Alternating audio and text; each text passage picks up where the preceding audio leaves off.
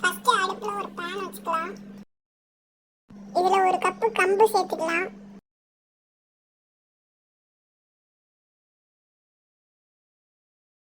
இத பொன்னிறமா வறுத்துக்கணும்.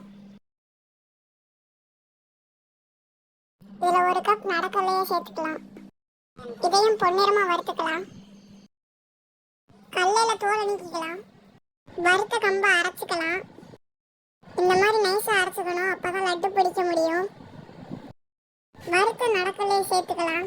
அதோட ஒரு கப் சர்க்கரை. கொரகொரன்னு அரைச்சாதான் சாப்பிடறதுக்கு நல்லா இருக்கும். பேன்ல 3 ஸ்பூன் நெய் சேர்த்துக்கலாம். அரைச்சி வச்ச கம்பு மாவை சேர்த்து ஒன்னா கலந்து விட்டா நெய் வாசத்தோட நல்லா இருக்கும் சாப்பிடும்போது.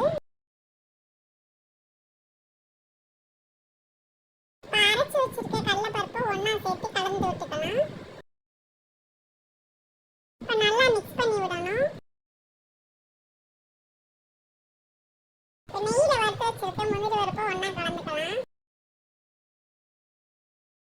முந்திரி பருப்பு மாவு ஒன்னா சேர்ந்து வர மாதிரி நல்லா மிக்ஸ் பண்ணி விடணும்.